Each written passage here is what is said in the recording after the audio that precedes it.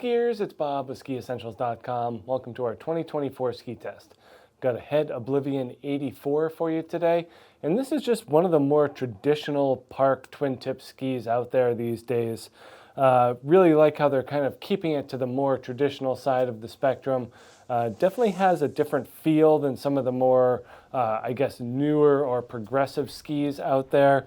There's certainly a lot of people that still really enjoy kind of the longer, effective edge, kind of that true twin tip splay, and just a lack of taper in their twin tip skis gives it a little bit more of a precise feeling rather than kind of this newer method which involves and incorporates a little bit more taper to the shovels and maybe just a lighter overall core profile. But this Oblivion 84 really has that nice, dense, solid feel to it. So if you're into that big air, half pipe, terrain park, slope style type of thing, kind of the thickness and burliness of this ski, as well as that traditional feel, certainly puts it at a different level.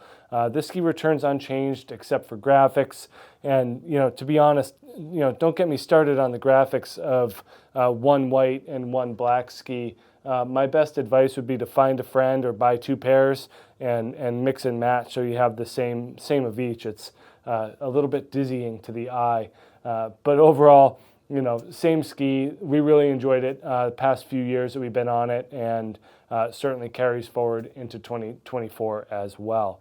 From a construction perspective, they do use their sandwich wood core, blend of poplar and other woods in there. The big thing with how they do it, though, is they use it in a thick profile all through the ski. So not thin at all. They do a lot with the core thickness as well as the edge and the base. So they're getting their energy and power through adding more material rather than adding different material, rather than carbon or metal or anything like that. They're pretty much sticking to that solid wood core and then using it in a thicker manner. So they're getting the energy and power and grip through that.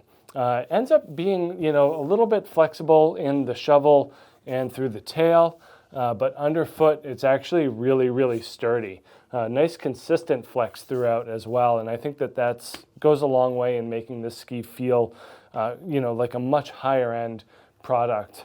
Pretty good value in this thing as well. So if you're looking for kind of, more of a budget-friendly option for a twin tip ski, this is a great place to be.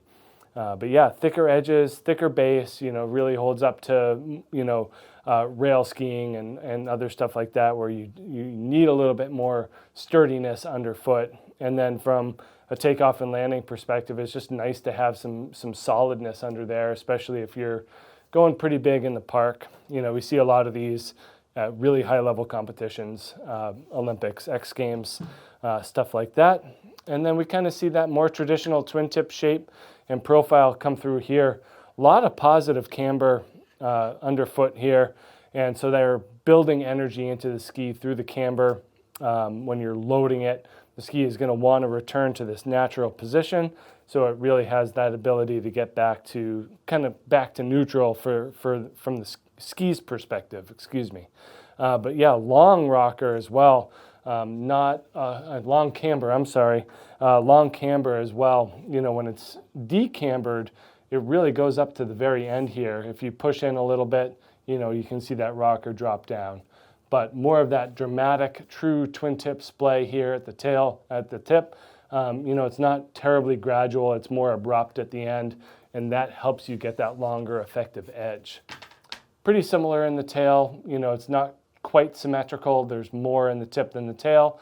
But again, not a whole lot going on here in terms of rocker or taper. The widest part of the ski is very much at the very end at both ends, and that combined with that long camber gives this thing a very unique and special feel.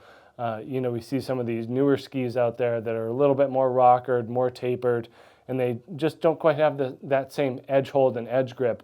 I think part of that is because Head has such a strong racing department that they see the value of that.